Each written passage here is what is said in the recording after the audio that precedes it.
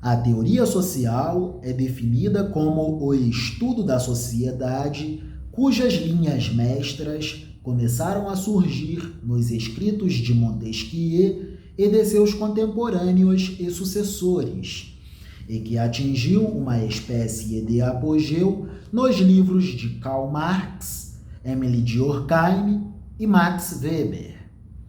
O que inicialmente a distinguiu foi o contraste com o pensamento político dos antigos e escolásticos. Principalmente em dois aspectos, diferia da tradição anterior. Um deles tem a ver com o conceito da própria finalidade e do próprio método. O outro, com o modo de encarar a relação entre a natureza humana e a história. Ambos são aspectos bastante conhecidos, mas as suas implicações, no que tange às questões centrais da filosofia social, até hoje permanecem incompreendidas. A filosofia política dos antigos era, ao mesmo tempo, descritiva e prescribente. Isto significa não apenas que ela se interessasse em determinar como a sociedade deveria ser organizada, ou que tentasse pôr em prática o seu modo de conceber a sociedade e o indivíduo, pois o mesmo poderia ser dito de quase toda a teoria social moderna. Significa também que, no método empregado pela teoria tradicional, a diferença entre fato e valor, entre descrição e avaliação, era de outra natureza, se não inteiramente, pelo menos em grande parte. Quem soubesse o que realmente eram os indivíduos na sociedade, saberia também como eles deveriam ser. No centro de tal doutrina, havia uma noção da relação entre finalidade e existência e a correspondente visão das leis que governam a natureza e a sociedade. Todo ser humano procura realizar o objetivo ou o bem que lhe são inerentes, sendo esse bem a realização mais perfeita da sua própria natureza. Ao fazê-lo, serve também ao desígnio de Deus. A consciência do homem consiste no fato de que ele não conhece instintivamente a sua própria finalidade. Precisa descobri-la através da razão e tem, portanto, o poder e a liberdade de afastar-se dela. O empenho pela realização da finalidade confere a todos os fenômenos certa regularidade que é percebida como obediência à lei. Essas leis, determinadoras do bem e estabelecidas por Deus, mostram-nos ao mesmo tempo como as coisas são e como deveriam ser. Nesta tradição filosófica, existe pouco ou nenhum lugar para distinções entre leis descritivas ou explicativas das relações entre os fenômenos naturais ou sociais e regras morais ou políticas que estabeleçam o comportamento dos indivíduos. As diferenças entre fato e valor, entre ciência e julgamento moral, e, portanto, também entre lei descritiva e lei prescribente, são alguns dos temas principais da tradição da teoria social e do desenvolvimento das ciências naturais. Muita da ambiguidade que caracteriza os escritos dos criadores da tradição de Montesquieu em diante se deve ao fato de que esses pensadores não se haviam ainda libertado do modo de ver dos seus antepassados, ou usavam os termos prescribentes dos antigos para encobrir ideias que não podiam adequadamente formular na linguagem da antiga filosofia política.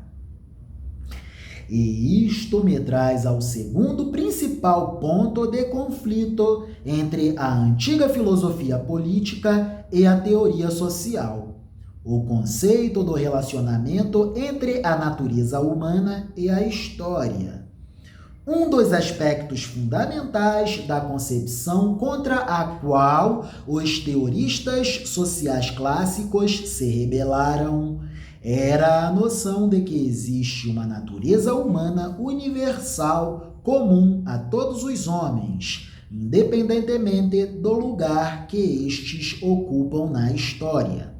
Para os antigos, o melhor regime era aquele que tirasse o maior proveito do que há de melhor na natureza humana e suprimisse do modo mais eficaz o lado mau do homem.